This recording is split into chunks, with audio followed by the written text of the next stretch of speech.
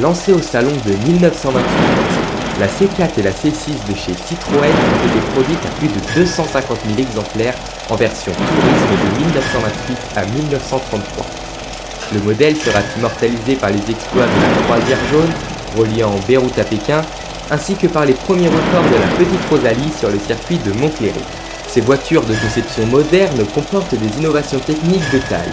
C'est notamment le premier véhicule Citroën doté d'une pompe à eau pour un meilleur refroidissement du moteur, mais aussi le premier 6 cylindres de la marque, et également le premier véhicule comportant un moteur flottant dans les dernières versions. Ces voitures robustes auront des longues carrières. Les dernières C4 et C6 circuleront encore quotidiennement dans les années 70, souvent coupées en utilitaires. Après-guerre, la prise de conscience pour la conservation du patrimoine mécanique roulant sera tardive. Le pays étant focalisé sur sa reconstruction, tout ce qui pouvait rouler était utilisé et usé jusqu'à la corde pour les besoins économiques du pays. La conservation des voitures à des fins de collection a débuté par la sauvegarde des véhicules rares et de prestige. Pendant ce temps, les voitures populaires comme les C4 et les C6 poursuivaient leur labeur quotidien. Vu qu'elles ne valaient rien, on pouvait se les procurer pour quelques francs seulement. Dans les années 70, ces caisses carrées seront dénommées tacos. On pouvait sommairement les retaper et leur donner un dernier souffle pour une course au ralenti à Montmartre, les confier à quelques azous ou encore participer aux corsofleuries du village. C'est alors que quelques passionnés vont commencer à les sauvegarder au vu de leur passé et de leur histoire. N'ont-elles pas vécu leurs glorieuses années d'avant-guerre ? N'ont-elles pas rendu leur loyaux service lors de l'exode de 1940 ? Remises en état, elles sont conservées par ces mêmes amateurs. Mais voilà, la roue tourne et ces passionnés ne sont plus aussi alertes pour les conduire, ni même de ce monde. Leurs autos d'un autre temps sont immobiles, figées au fond du garage, conservées quelquefois par respect ou en souvenir. Mais elles disparaissent de nos routes. Leurs spécificités d'une autre époque au niveau de la conduite font qu'elles sont détrônées chez les amateurs au profit de véhicules plus récents, de youngtimers, et sont de nos jours délaissés. Il faut dire que tout a changé depuis leur époque. Conduire une ancienne des années 30 dans la circulation actuelle peut paraître hasardeux, et on n'enseigne plus la conduite d'une voiture comme on enseignait la maîtrise d'une automobile. Un savoir qui se perd, tombé en désuétude, non transmis face au modernisme. Oubliez le double pédalage, perdu le double débrayage. Depuis quand n'avez-vous pas fait vos niveaux ? À quelle date remonte votre dernière mise en température du moteur ? À quand remonte votre dernier graissage ? Tant de questions oubliées. Au C4C6 Vintage Club, nous sortons régulièrement nos C4 et C6 de leur musée garage pour notre plus grand plaisir. Nous choyons nos autos, nous les aimons, nous les restaurons avec passion. Nous avons le privilège de vous transmettre notre savoir-faire avec une auto presque centenaire.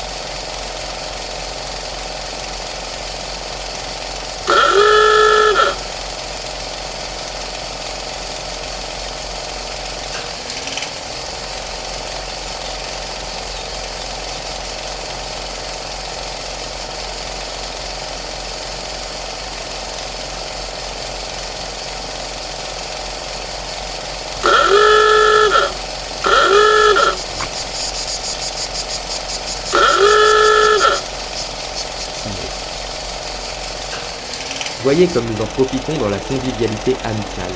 Embarquez avec le C4C6 Vintage Club pour une virée de joie, de nostalgie et de plaisir. Allez, moteur, on démarre et on part.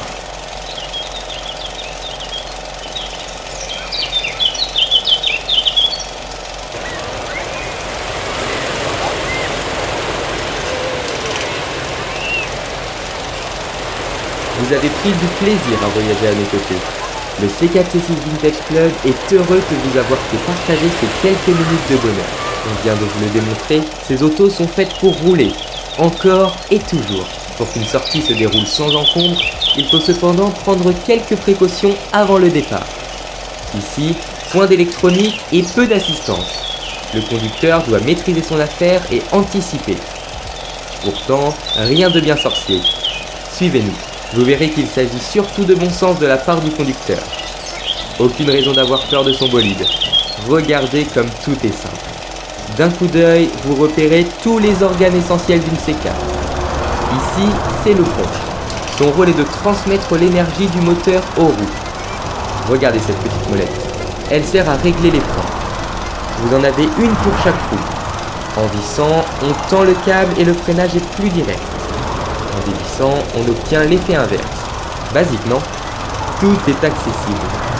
Ici, c'est la ligne d'échappement. Facile de vérifier si elle est percée. Là, nous trouvons l'assistance au freinage, qu'on appelle le servo-frein. Et oui, une Citroën, ça freine puissamment sans être debout sur la pédale. Rassurant, n'est-ce pas? Ici, c'est la boîte de vitesse. 3 en marche avant, 1 en marche arrière. Pas une de plus. Juste ici, vous avez le bac de la batterie d'accumulateur. Et enfin, devant, sous le capot, nous trouvons le moteur et le réservoir d'essence. Allez, maintenant que vous connaissez tout de votre auto, partons faire un petit tour avec.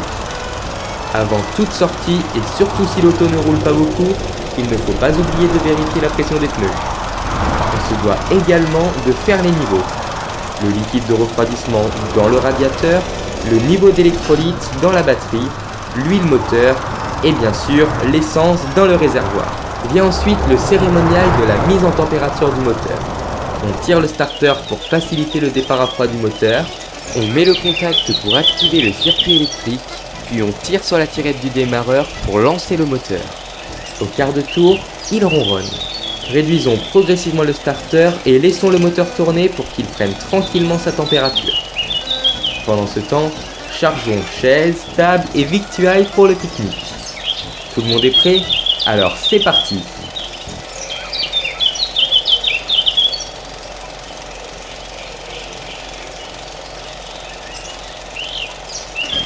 L'auto roule tranquillement.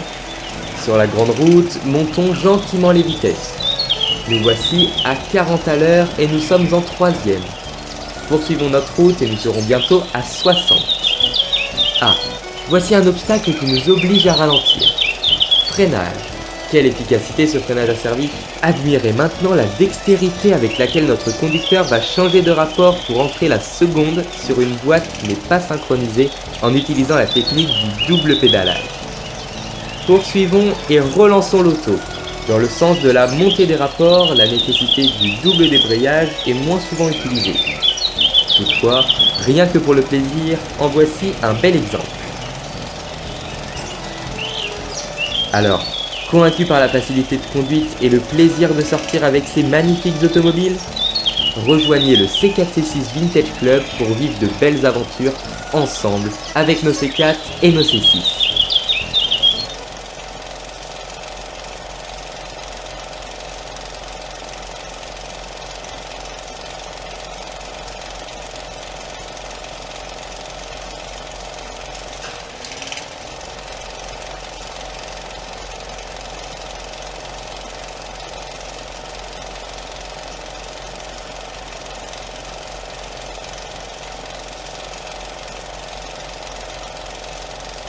En 2019, à l'occasion du 100e anniversaire de la marque Citroën, le C4C6 Vintage Club a organisé la Croisière Bleue.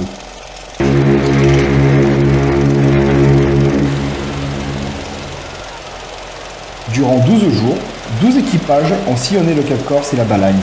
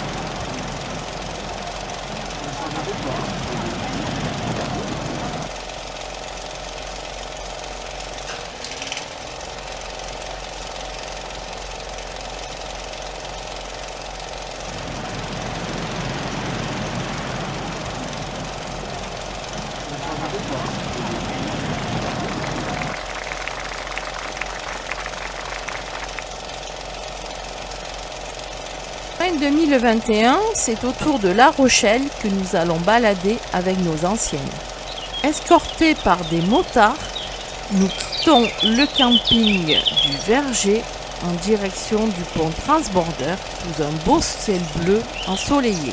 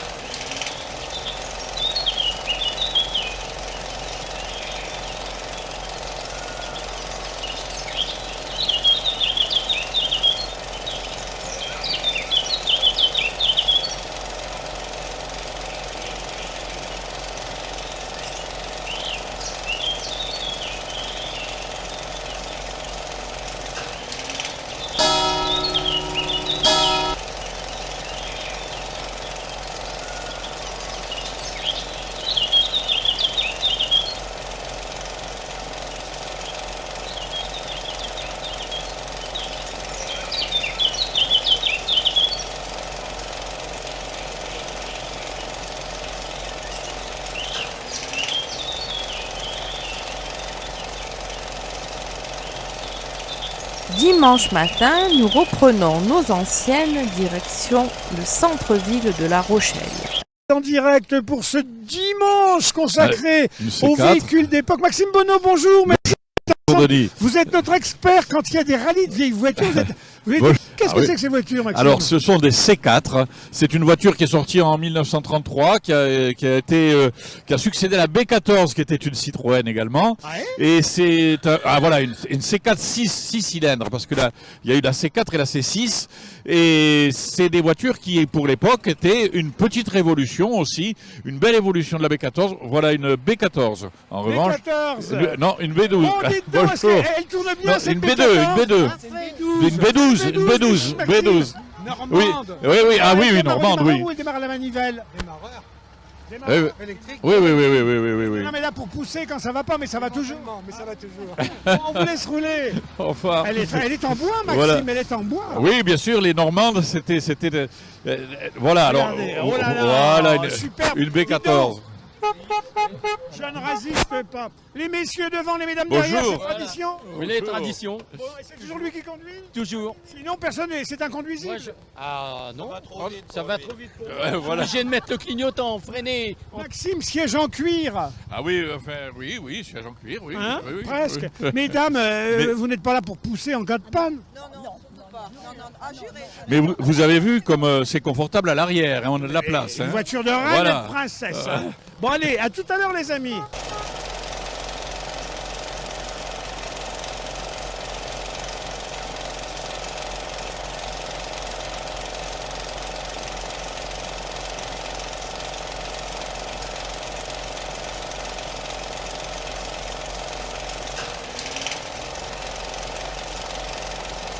Huit équipages sont inscrits pour un rallye d'une semaine dans le Vaucluse. Au programme, des routes pittoresques entre vignes et lavandes, sous un ciel bleu et un beau soleil de Provence. Les cigales aussi sont au rendez-vous.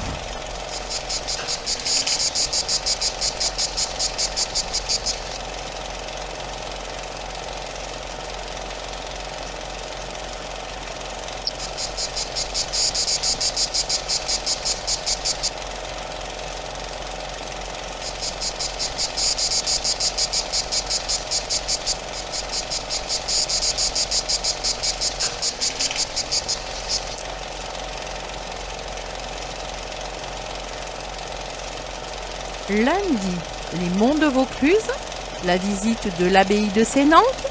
un petit tour vers Gordes, puis le col de Murs.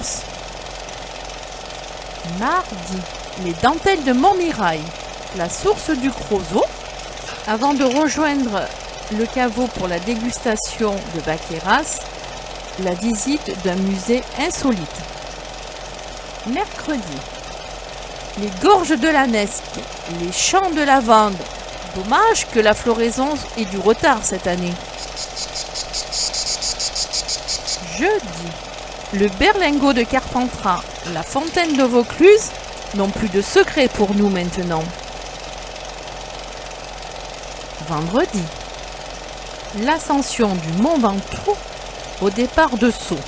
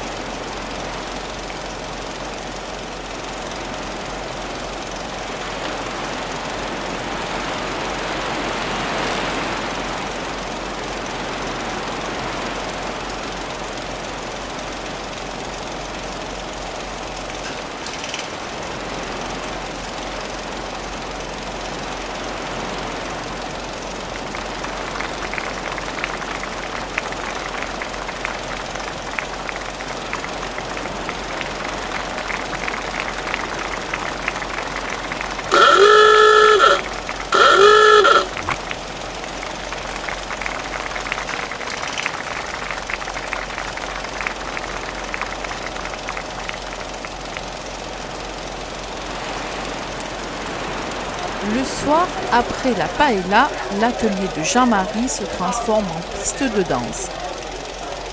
Pour terminer cette semaine de rallye, un petit tour dans le vignoble de Châteauneuf-du-Pape, avec bien sûr une dégustation.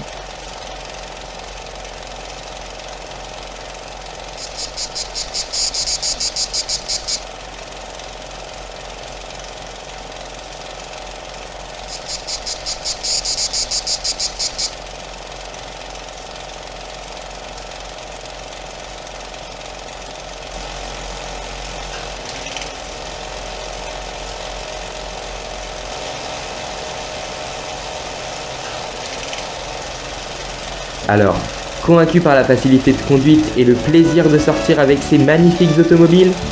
Rejoignez le C4C6 Vintage Club pour vivre de belles aventures ensemble avec nos C4 et nos C6. Un grand merci à tous d'avoir regardé ce reportage jusqu'au bout. Le C4C6 Vintage Club vous souhaite un très bon salon et espère vous revoir très bientôt au club ou sur les routes.